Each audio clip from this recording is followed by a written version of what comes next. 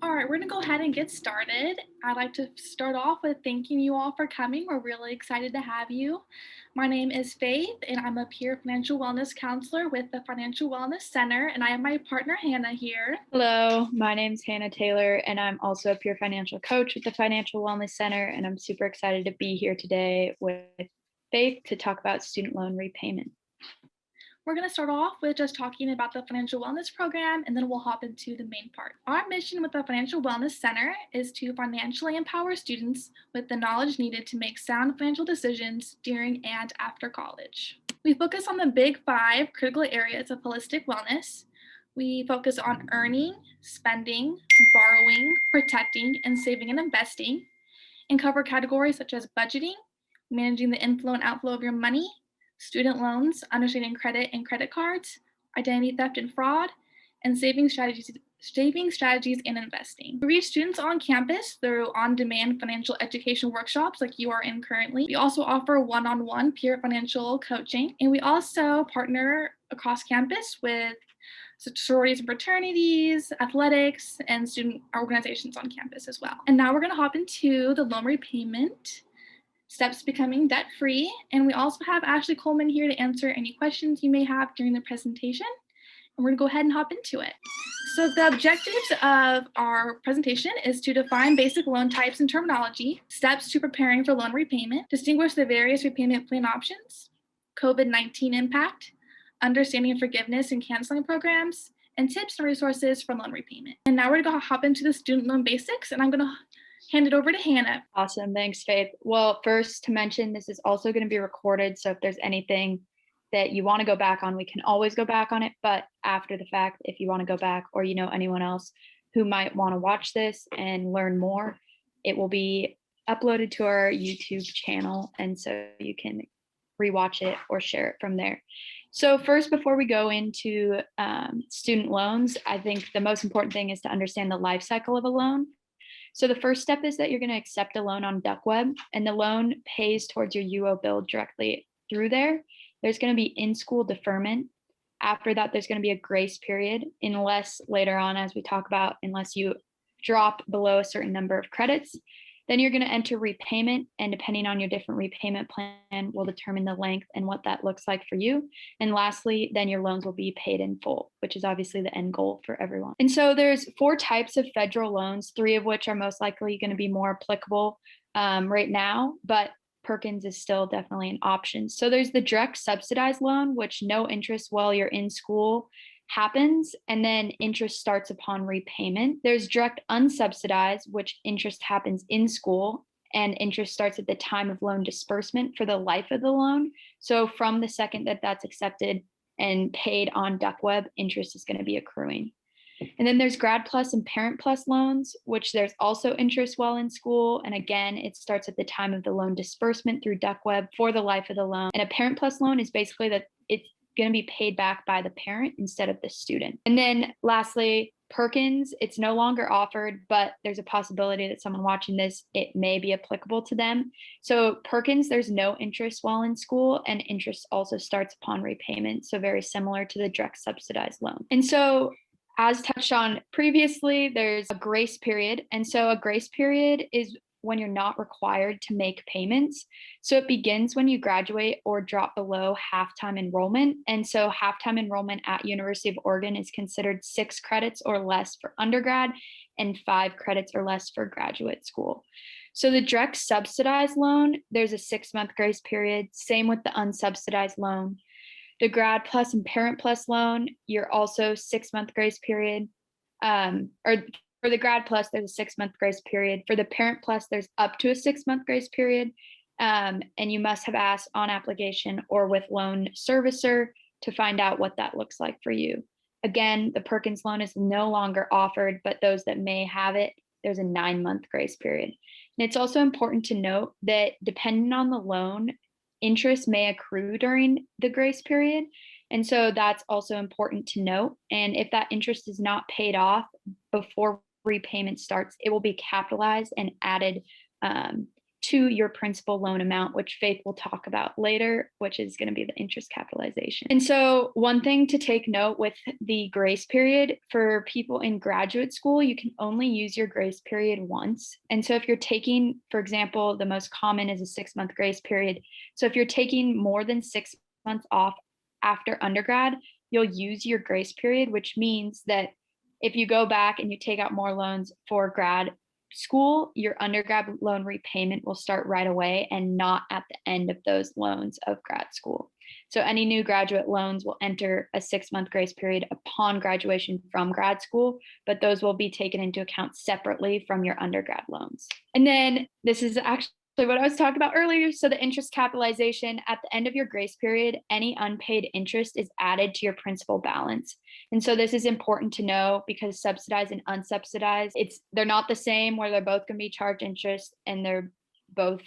So it's important to know that if you are going to be charged interest during that grace period, while you may not be having to make payments, it is recommended to pay off that interest if you don't want to deal with interest capitalization, which essentially will make your principal balance more and down the road might be paying more interest on that interest. And it's just going to increase your overall loan repayment. And so again, to avoid this, you want to pay off accrued interest prior to entering repayment, and your loan servicer will notify you near the end of your grace period just to remind you, and this is when a good time that you could pay off that interest. And then this is similar to the timeline talked about earlier, but you're going to have in-school deferment, then you're going to have graduation, where upon that graduation, your 6-month or dependent on your loan, grace period is going to happen. Then the interest is going to capitalize from there and repayment is going to happen. And so towards that end of that grace period, if you pay off the interest, your interest won't be capitalizing and it will still remain what your original principal balance was to enter into that repayment phase. And now I'm going to pass it off to Faith, who will talk a little bit more about preparing for loan repayment. Thank you so much, Hannah. So now we're going to move into the process, and it's a 4-step process. And we're going to find your loan servicers and create an account with your loan servicer, determine your loan totals, estimate your monthly payments, and show you where you can complete exit counseling. And I will also walk you through all these steps on the website. Number 1 is Federal Loan Servicer. And that is an organization that collects your student loan payments. So a lot of students think that since they take loans from U of O, that they're going to make payments to the U of O, but that's not the case. There's actually an organization that collects your payment. And to find your servicer, you go to studentaid.gov by logging in with your FSA ID, which is the same thing that you use to fill out the FAFSA application. Once you find your servicer, you create an account on their website, update your contact information, understand your repayment schedule, and communicate with them directly regarding your repayment. And I'm going to go ahead and pop over to the website and show you how to find your servicer. So this is Federal Student Aid or studentaid.gov. And this is the dashboard. This is the main page that pops up when you log in. And you'll see on the right, there's a green circle, and on the left, there's a blue circle. And it talks about my loans, and that's what we're going to be focusing on today. So as you can see on the bottom of this little square here says view loan servicer details. So we're going to go ahead and click on that. It's going to make me log in again. I'm so sorry. Okay, view loan servicer details. We'll click on that, and this is where it'll show you who your servicer is. So mine is Department of Education Great Lakes, but there's different organizations, so don't be surprised if you see a different name. There's multiple companies, and it'll show you the website and the phone number, and also has a button that'll take you right to their website. So I would encourage you to log in and make an account on their website. So that's how you find your servicer. Oh, and now we're going to touch on the Perkins Loan Servicer.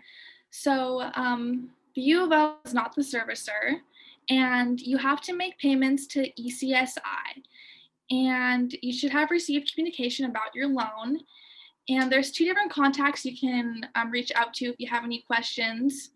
And there's also a website, uoloans@uoregon.edu, if you have any questions about your Perkins Loan Servicer. Now we're going to determine our loan totals, and as you can see earlier on that main dashboard, you can see my total amount. And I want to view the details. And if you view details, it'll show you every single loan that you've taken out and all the details of that. So as you can see here, I've taken 9 subsidized loans. And if you click on that, it'll show you the details for each loan there. So that is how you determine your loan totals. Now we're going to talk about estimating your monthly payment. So back on the main page here, we'll go back to the dashboard. If you scroll down halfway through this main page, it says estimate monthly payments and compare repayment plans, the loan simulator. So we're going to go ahead and simulate some different options to show you guys. On this page, it gives you a couple different options. You can simulate borrowing more money. So like, let's say you're a freshman or a sophomore and you think you may need to take more loans in the future.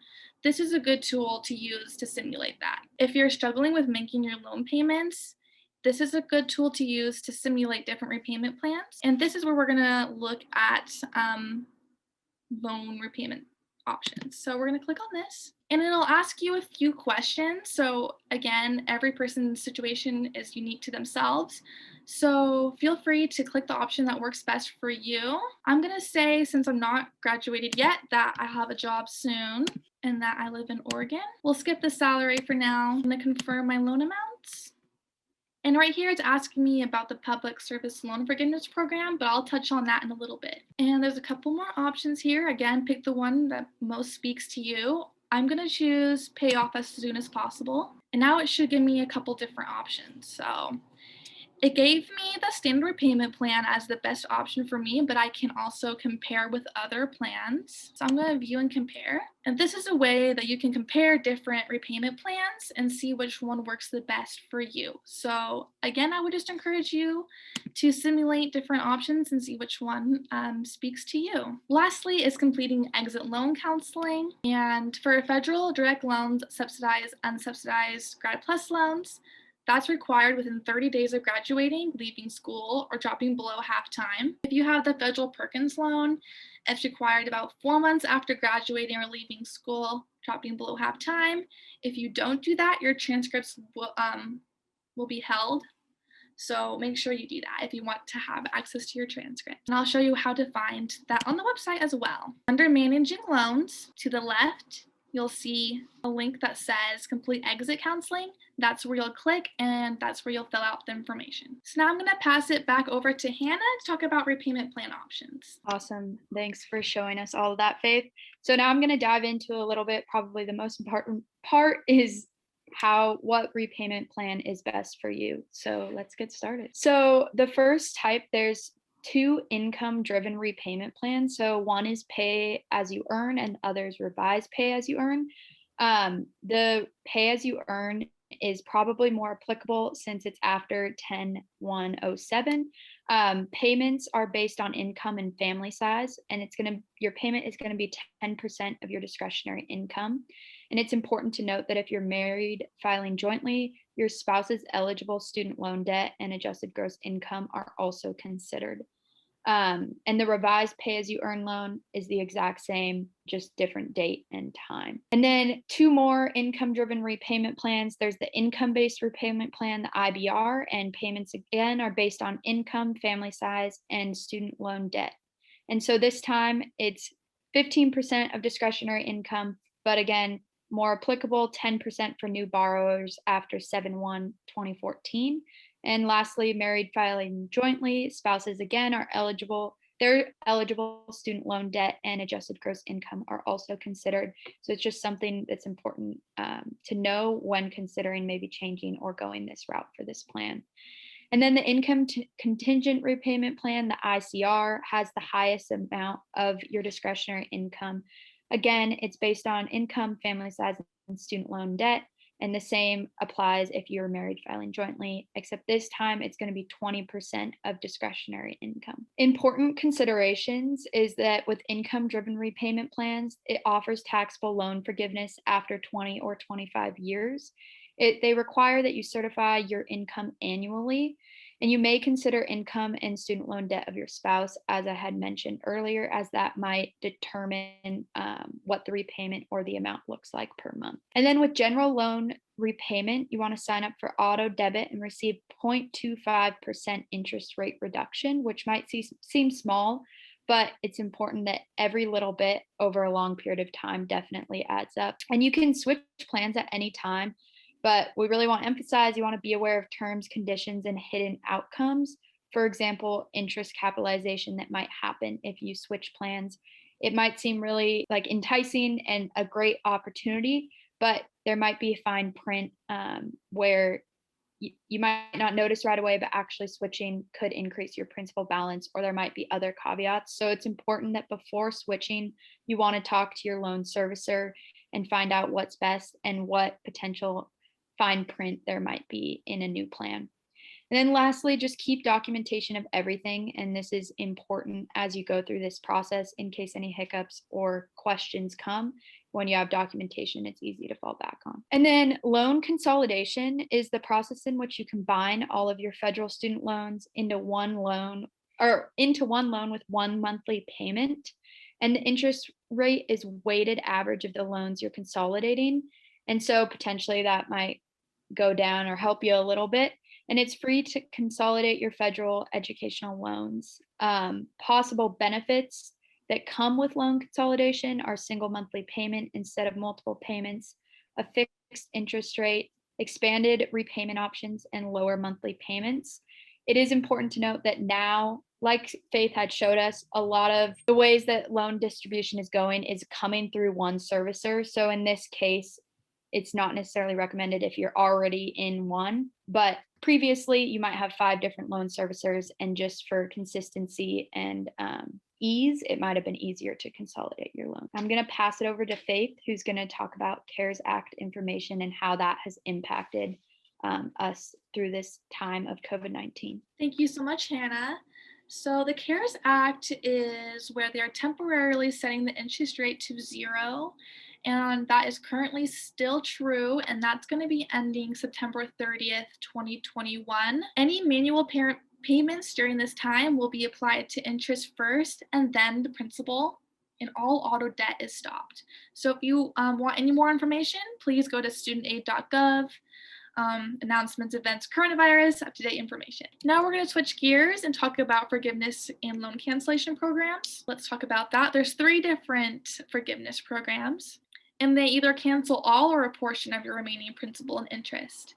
So we have the Public Service Loan Forgiveness Program, Teacher Loan Forgiveness, and Perkins Loan Cancellation. First, we have PSLF, Public Service Loan Forgiveness.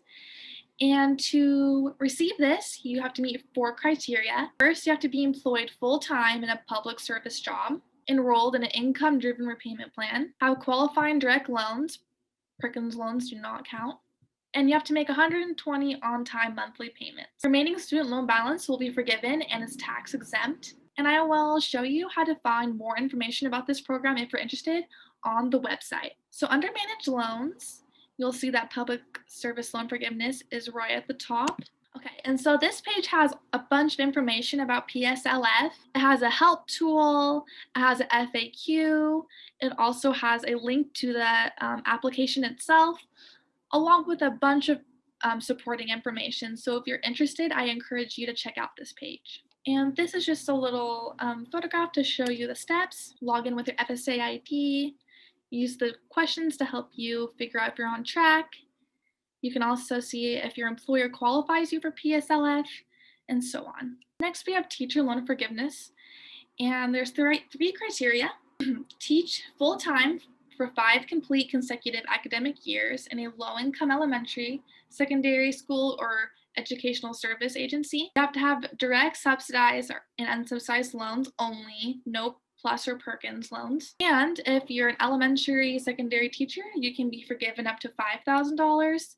If you're a secondary math or science or special education teacher, you can have up to $17,500 forgiven. And again, back to the website, if you think this is something that interests you, you can go right underneath PSLF to teacher loan forgiveness. And again, a lot more information. So I encourage you to check out this site if you're interested. Lastly, we have the Perkins loan cancellation, and you need to be serving full-time in a certain occupation, teacher, law enforcement, nurse, so on and so forth. And you can have up to 100% of your Perkins loan canceled, but it does depend on your occupation, and it can be provided in increments.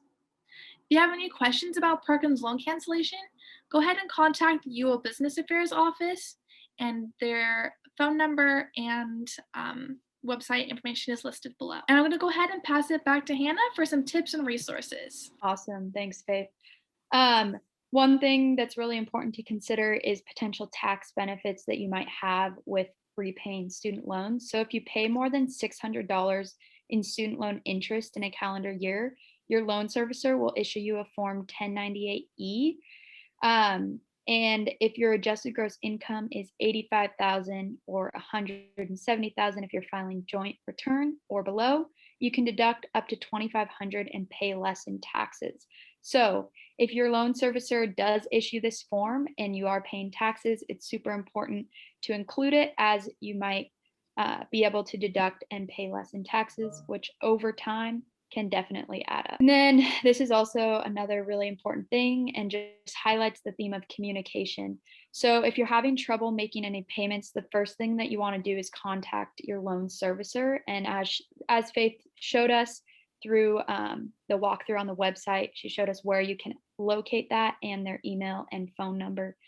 This is important because they can potentially help you change your due date and what your repayment looks like. Again, if you need to change repayment plans, it's an option and it may not be the best one, or might be one that would help you in this process. And just a reminder, default happens after 270 days with no payment. And at this point, default is kind of like the worst case scenario where your wages and tax refund is garnished, your credit is tarnished. There's basically a lot of negative consequences that can come from default. So even though I know it's hard to talk about it and it might not be easy that you might not be making payments, it is the best thing that you can do for yourself is just contact your loan servicer because they're there to help you.